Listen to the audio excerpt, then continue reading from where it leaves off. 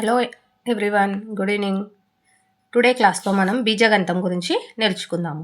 బీజగణితము అంటే ఇంగ్లీష్లో ఏమంటారు? ఆల్జిబ్రా అంటారు. ఇంగ్లీష్లో ఏమంటారు? ఆల్జిబ్రా.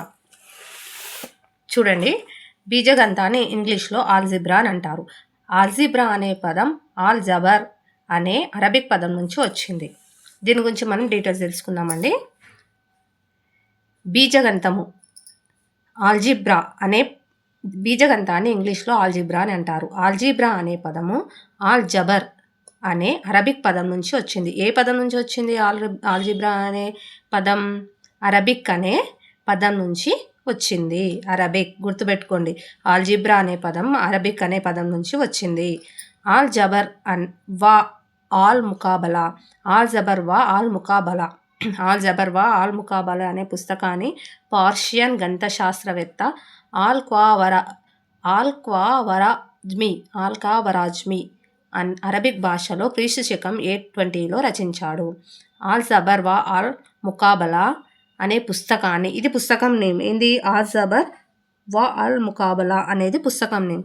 దీన్ని పర్షియన్ గణిత శాస్త్రవేత్త అయిన ఆల్క్వావరాజ్మి అనే అరబిక్ భాషలో క్రీస్తు శకం 820లో రచించారు. ఇది ఒక పాయింట్ గుర్తుపెట్టుకోండి.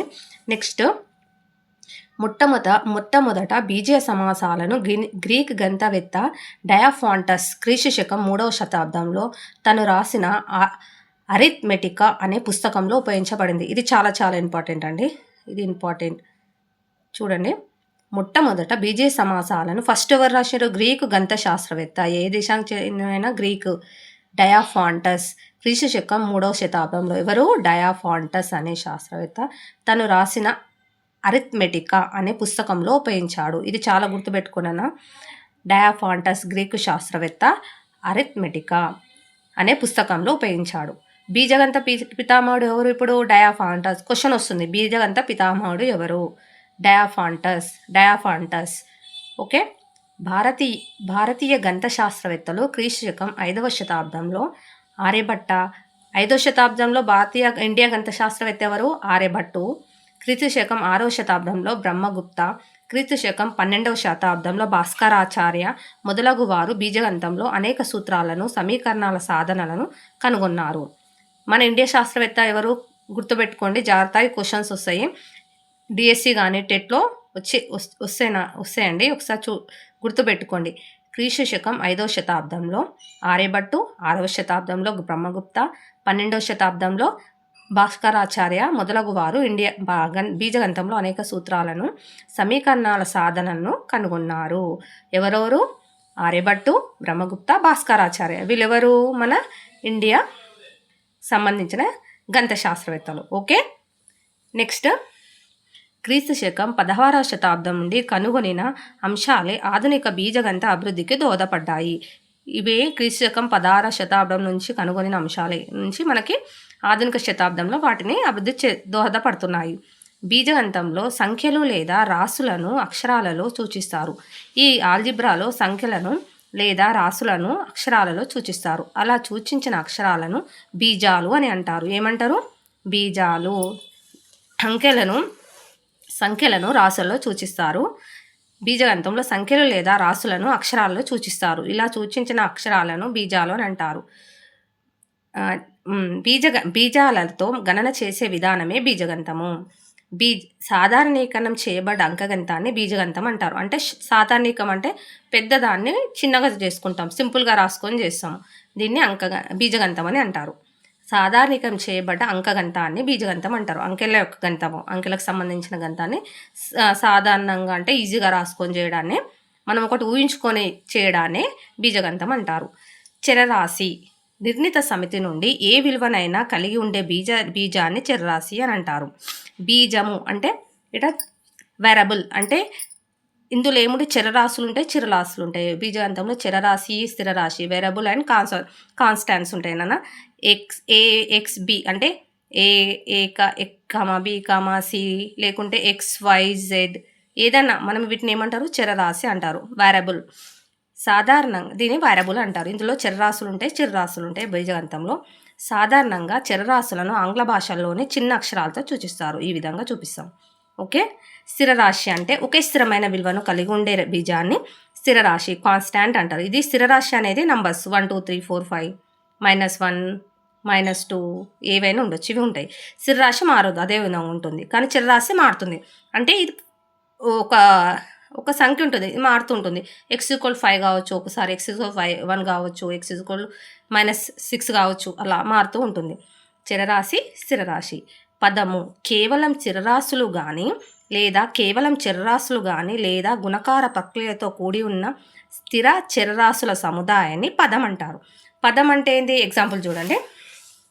ఇప్పుడు 5 పదాలు. 5 అనేది ఓన్లీ స్థిరరాశి బేట, ఇది కాన్స్టాంట్. ఇది నంబర్స్ అన్ని స్థిరరాశులే, ఇవి మారవు, అలాగే ఉంటాయి. 5 ఇది పదం అంట, ఒక పదం. ఇది 3x అనేది 3 అనేది స్థిరరాశి, x అనేది వేరియబుల్ చరరాశి. 3 అనేది కాన్స్టాంట్, x అనేది వేరియబుల్. ఇది పదమే. 5a కూడా పదమే. -2ab పదమే, 2xy 3y పదమే, 3x అంటే ఇవి ఒక్కొక్క పదాలు, మొత్తం కలిపి ఉంది ఒక్కొక్క పదాలు అంటారు, పదము అంటారు వీటిని. ఓకే. సంఖ్యా సమాసము. సంఖ్యా సమాసము అంటే ఒకే పదాన్ని కానీ సంకలన వ్యవకల ప్రక్రియలతో కలిసి ఉన్న పదాలను కానీ సమాసం అంటారు. సమాసం. ఇప్పుడు చూడండి, సమాసం ఒకే పదము కానీ సంకలన వ్యవకల ప్రక్రియలతో కలిసి ఉన్న పదాలను కానీ సమాసం అంటారు. వీటిని కూడా మనం సమాసాలు అనొచ్చు. అయితే ఒక పదం ఉండొచ్చు, అలా 2 పదాలు ఉండొచ్చు, 3 పదాలు ఉండొచ్చు. ఈ విధంగా కలిగి ఉన్న పదాల సముదాయాన్ని సమాసం అంటారు. సమాసంలోని అన్ని పదాలు స్థిర పదాలే అయితే దానిని సంఖ్యా సమాసం అంటారు. సంఖ్యా సమాసం అంటే ఓన్లీ నంబర్స్ ఉంటాయి, ఓన్లీ కాన్స్టాంట్స్ ఉంటాయి, వేరియబుల్ ఉంటాయి. అంటే XYZలు అట్లా ఏముండే, ఓన్లీ నంబర్సే ఉంటాయి. 5+3 ఇది ఒక పదం, ఇది ఒక సమాసం అంటాం. 8x2 ఇది పదము సమాసం అనొచ్చు. 24x5 పదము సమాసం అనొచ్చు. ఇది కూడా అంతే. 6/10 × 11 20/7 ఇవన్నీ పదాలు. కానీ ఇవేంటి? సంఖ్యలే ఉన్నాయి, ఓన్లీ న్యూమరల్స్ అంటే నంబర్సే ఉన్నాయి కాబట్టి వీటిని సంఖ్యా సమాసం అని అంటారు. సంఖ్యా సమాసం ఒక సంఖ్యను సూచిస్తుంది. వీటిని మనం చేసేమొస్తుంది, ఒక నంబరే వస్తుంది. బీజీయ సమాసం. బీజీయ సమాసము అంటే ఏంటి? సమాసంలోని పదాలలో ఒక పదమైన బీజీయ పదం అయితే అట్టి సమాసాన్ని బీజీయ సమాసం అంటారు. బీజాలు అంటే ఏంటి? XYZ ABCD అవి ఉంటే వాటిని బీజాలు అంటారు. చూడండి ఉదాహరణ, 3x ఒక పదము, ఇందులో x అనేది ఉంది కదా, బీజం ఉంది కదా, కాబట్టి దీన్ని బీజీయ సమాసం అంటారు. A+5 ఇందులో A+5 ఇది ఒక సమాసం, ఇందులో A అనేది బీజం కాబట్టి ఇది కాన్స్టోనెంట్, కాబట్టి ఇది కాన్స్టాంట్ కాబట్టి దీనిని A+5 ఇది ఒక బీజీయ సమాసం. 6 - 6 ఇందులో ఏ ఉంది కాబట్టి ఇది కూడా బీజీయ సమాసం అంటారు. ఉత్త సమాసం కాదు, బీజీయ సమాసం. సంఖ్యా సమాసం అంటే ఓన్లీ నంబర్సే ఉంటాయి. బీజీయ సమాసం అంటే బీజాలు అంటే XYZలు ABCలు ఉంటే దాన్ని బీజీయ సమాసం అంటాం. బీజీయ సమాసాల వర్గీకరణ. బీజీయ సమాసాలను వాటిలో ఉన్న పదాల సంఖ్యను బట్టి వర్గీకరించారు. అంటే ఈ సమాసాలు ఉన్నాయి కదా, అందులో ఉన్న పదాలను బట్టి కొన్ని రకాలుగా వర్గీకరించారు, విభజించారు. అవేవో తెలుసుకుందాం ఇప్పుడు. ఏకపది. ఏకపది అంటే ఏంటి? ఒకటే పదం. ఏకం అంటే ఒకటి కదా, ఒకే పదం. ఒకే పదం కలిగిన బీజీయ సమాసాన్ని ఏకపది అని అంటారు. ఒకటే పదం ఉంటే దాన్ని ఏకపది అంటారు. -6y -5/6a ఇది మొత్తం ఒకటే పదం. 3ab ఇది ఒకటే పదం. 7xyz ఇది ఒకటే పదం. -2xy వీటికి ఏంటి? యాడిషన్ లేవు, సబ్స్ట్రాక్షన్ లేవు. సో ఇది ఒకటే పదం కాబట్టి ఏకపది అని అంటారు. ద్విపది. ద్విపది అంటే సేమ్, ద్వి అంటే 2 కదా, 2 పదాలు ఉన్నదాన్ని కలిగి ఉన్న బీజీయ సమాసాన్ని ద్విపది అంటారు. చూడండి example, 5a - 6 -2/4 × x y xyz + 5/6a ఇది చూడండి. 5a - 6 కామా అంటే ఇది ఒక పదం. 1 2 ఇలా 2 పదాలు ఉన్నాయి సమాసంలో కాబట్టి దీన్ని ద్విపది అంటారు. -2/4x -y ఉంది, ఇక్కడ కామ ఉంది చూడండి, ఇందులో 2 పదాలు ఉన్నాయి కాబట్టి ద్విపది. కామా xyz + 5/6a ఇది కూడా 2 పదాలు ఉన్నాయి కాబట్టి దీన్ని కూడా ద్విపది అంటారు. త్రిపది అంటే 3 పదాలు ఉంటే త్రిపది అంటారు. 3 పదాలు కలిగి ఉన్న బీజీయ సమాసాన్ని త్రిపది అంటారు. ఉదాహరణ, 3a - 2b + 3/2 × c ABC అనేది బీజాలు ఉన్నాయి కాబట్టి ఇది బీజీయ సమాసం. 1 2 3 పదాలు ఉన్నాయి కాబట్టి త్రిపది. సేమ్ ఇది కూడా అంతే, త్రిపది. బహుపది. 3 కంటే ఎక్కువ పదాలు కలిగి ఉన్న బీజీయ సమాసాన్ని బహుపది అంటారు. బహుపది అంటే ఏంటి? 3 కంటే ఎక్కువ పదాలున్న బీజీయ సమాసాన్ని బహుపది అంటారు. ఫస్ట్ ఏకపది నేర్చుకున్నాం, నెక్స్ట్ ద్విపది. 1 పదం ఉంటే ఏకపది, 2 పదాలు ఉంటే ద్విపది, 3 పదాలు ఉంటే త్రిపది. 3 కంటే ఎక్కువ ఉంటే ఏమంటారు? బహుపది అంటారు. 4 5 6 ఉన్న బహుపది. చూడండి A comma B ABC plus A square plus B square plus C square. ABC అంటే A into B into C అని అర్థం. ఇది బహుపది. నెక్స్ట్ శూన్యపది. శూన్యపది అంటే అర్థం ఏంటి? బహుపదిలోని ప్రతి పదము యొక్క గుణకము 0 అయితే ఆ బహుపదిని శూన్య బహుపది అంటారు. ఒక బహుపది తీసుకున్నాం, ప్రతి పది యొక్క గుణకము 0 అయితే ఆ బహుపదిని శూన్యపది అంటారు. గుణకము 2 లేదా అంతకంటే ఎక్కువ కారణాంకాలు గల లబ్ధంలో ప్రతి కారణాంకాన్ని మిగిలిన కారణాంకాల లబ్ధం యొక్క గుణకము అంటారు. చూడండి ఒకసారి ఎగ్జాంపుల్ 5xyలో xy గుణకము 5, 5x గుణకము y, 5, y గుణకము x. చూడండి ఇది ఒక పదం తీసుకున్నాం, 5xy ఉంది. 5xyలో ఈ xyకి గుణకము అంటారు. దీన్ని ఇక్కడ కాన్స్టాంట్ ఉంది కదా ఈ సంఖ్యని, దీన్ని గుణకము అంటారు. 2 లేదా అంతకంటే ఎక్కువ కారణాంకాలు గల లబ్ధంలో ప్రతి కారణాంకాన్ని మిగిలిన కారణాంకాల లబ్ధం యొక్క గుణకము అంటారు. 5xyలో xy యొక్క గుణకం ఏంది? 5, 5x గుణకం y, 5y గుణకం x. ఒక్కదాన్ని తీసుకుంటే మిగిలే దాని గుణకాలు అయితే. ఇప్పుడు ఇక్కడ చెప్పిన xy తీసుకోండి, ఈ xy యొక్క గుణకం ఏంది? 5 అన్నాడు, మిగిలింది ఇదే కాబట్టి 5. ఇప్పుడు 5x, ఈ 2 పదాలు తీసుకోండి. 5x గుణకం ఎంత? y. 5y తీసుకోండి, మిగిలిన ఎంత? x. 5y గుణకం x. అంటే ఒకటి తీసుకుంటే మిగిలిన దాని గుణకాలు అవుతాయి. ఒక సంఖ్యను తీసుకుంటే, ఒక సమాసం అంటే ఒక బీజీయ పదం లేదా ఒక స్థిరరాశిని తీసుకుంటే మిగిలిన దాని గుణకాలు అవుతాయి. ఒక చరరాశిని తీసుకుంటే మిగిలినవన్నీ దాని గుణకాలు అవుతాయి.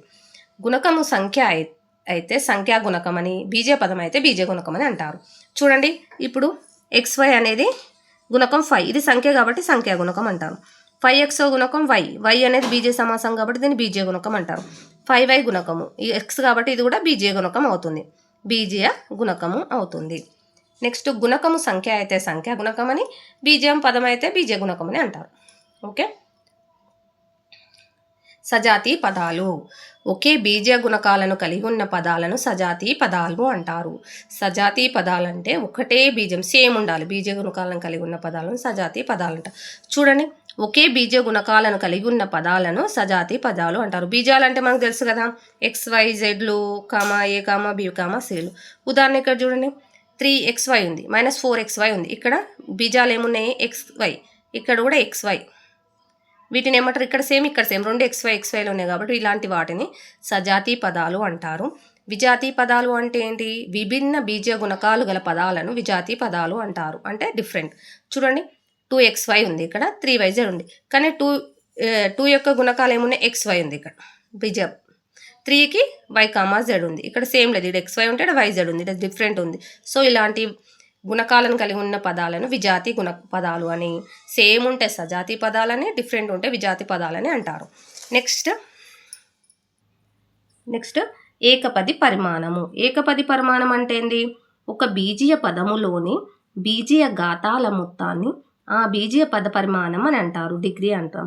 బీజీయ పద పరిమాణం అంటే ఒక ఎగ్జాంపుల్ ఇక్కడ ఇచ్చింది చూడండి, -5x2y³ అనే బీజీయ పద పరిమాణం ఎంత అంటే అందులో ఉన్న బీజీయ పదాలకు ఉన్న ఘాతం పరిమాణం. ఈ ఘాతాలు ఉంటాయి కదా, x², ఇది 2ని, ఇక్కడ x² ఉంది కదా, ఈ 2ని ఘాతం అని, y³ 3 ఉంది కాబట్టి క్యూబ్ అనాలి, దీన్ని కూడా ఘాతం అంటారు. వీటిని యాడ్ చేస్తే వచ్చేదాన్ని దాని పద పరిమాణం అంటారు. ఇక్కడ చూడండి ఇక్కడ x² + 3³ xకు 2 ఉంది, ఇక్కడ 3 ఉంది, 2 + 3 చేస్తే ఎంత వచ్చింది? 5. ఇప్పుడు -5x2y³ అనే బీజీయ పద పరిమాణం ఎంత? 5, 5. 75 పద పరిమాణం 0. ఎందుకంటే ఇక్కడ ఇందులో ఒక్క చరరాశి కూడా లేదు, xy, yలు ఏం లేవు, సో 0, దీనికి ఏం లేవు కాబట్టి 0. ఏకపదిలోని ప్రతి చరరాశిని పరిమాణాల మొత్తంను ఏకపది పరిమాణం అంటారు. దాని యొక్క పరిమాణం అంటారు. ఏ పదం తీసుకున్నా దాని చరరాశుల మొత్తాన్ని ఆ పరిమాణం అంటారు. ఏకపది ఉంది కాబట్టి దీన్ని ఏకపది పరిమాణం అంటారు. స్థిరపద పరిమాణం ఎల్లప్పుడూ 0. స్థిరపదము అంటే నంబర్స్ 1, 2, 3, 4, 5 అట్లా నంబర్స్కి చరరాశి ఉండదు కాబట్టి దాని పరిమాణం ఎప్పుడైనా 0. ఈ పాయింట్ గుర్తుపెట్టుకొని, స్థిరపది పరిమాణం ఎప్పుడైనా 0. బీజీయ సమాస పరిమాణము.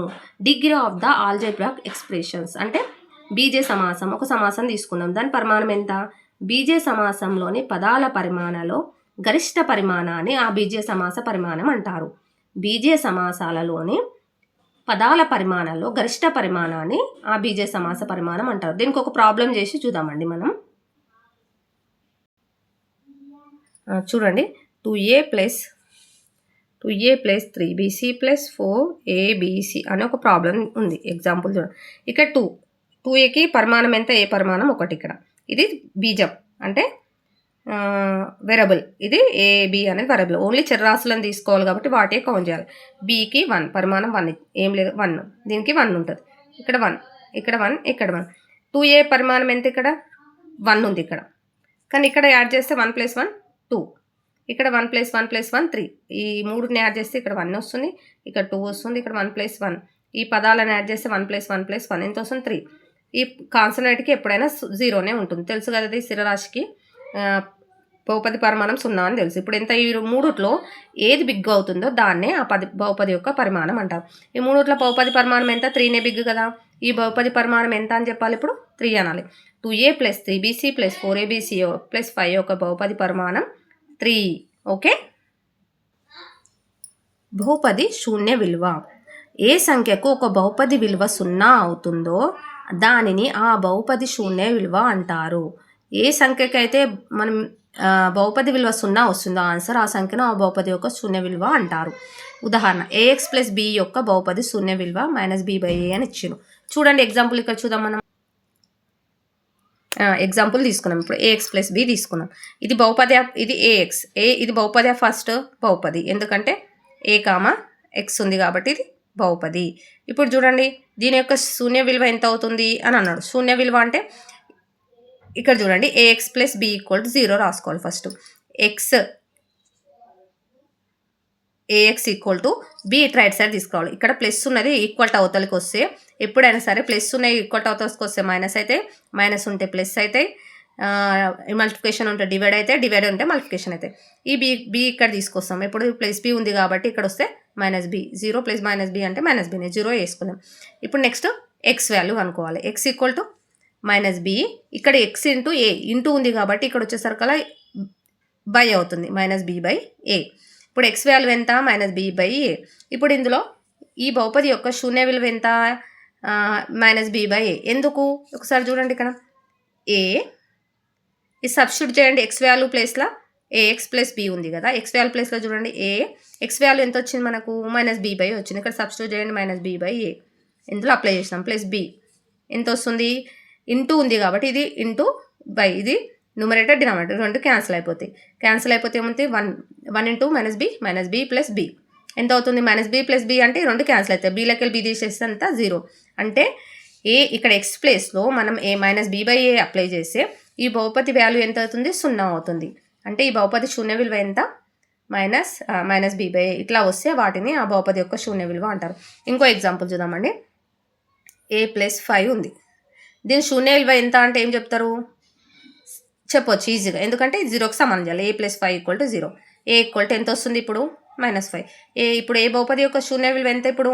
-5. ఎట్లా చెప్తున్నాం చూడండి. a + 5 ఇచ్చిన క్వశ్చన్. ఇందులో ఏ ప్లేస్లో మనం ఏం అప్లై చేయాలి? -5 + 5. ఏ ఉందో -5 అప్లై చేసినాం. +5 ఎట్లుందో అట్లా రాసుకున్నాం. ఎంత అవుతుంది? -5 + 5 0. అంటే ఇక్కడ -5 ఏ ప్లేస్లో -5 అప్లై చేసి ఈ బహుపది శూన్యంకి 0కి సమానం అవుతుంది. ఈ విధంగా సమానమైతే ఏ నంబర్ని అయితే మనం అప్లై చేస్తున్నాం అప్పుడు సమానమైతే ఆ విలువని ఆ బహుపది శూన్య విలువ అంటారు. ఇప్పుడు ఇంకోటి చూసుకోండి. x + 2 = 2 ఉంది. దీని యొక్క బహుపది శూన్య విలువ ఎంత అంటే అప్పుడు ఏం చెప్తారు? డైరెక్ట్ ఇచ్చిన దాన్ని 0కి సమానం చేసుకోవాలి. x = -2 అవుతుంది. ఇది +2 ఇక్కడ వస్తే -2 అవుతుంది. x = -2 అంటే x ప్లేస్లో మనం -2 అప్లై చేసినాం అనుకో, x + +2 ఎంత వస్తుంది? 0. అంటే ఈ బహుపది యొక్క శూన్య విలువ ఎంత? -2. ఓకే, ఈ విధంగా చేయాలి. నెక్స్ట్ అండి, ఈ వీడియోలో మీకు చెప్పాలనుకుంటుంది ఏంటంటే, నా ఛానల్ని సబ్స్క్రైబ్ చేసుకోండి. అదేవిధంగా లైక్స్ ఆర్ కామెంట్ ఏదైనా చెప్పండి, షేర్ కానీ ఏదైనా చేయండి. ఏది ఉన్నా సరే, పాజిటివ్ ఆర్ నెగిటివ్ ఏది ఉన్నా కామెంట్ చేయండి. Thank you. మీరు మోటివేషన్ ఇస్తే నేను ఇంకా కొంచెం క్లియర్గా చెప్పాలనుకుంటున్నాను. Please subscribe my channel. Thank you friends.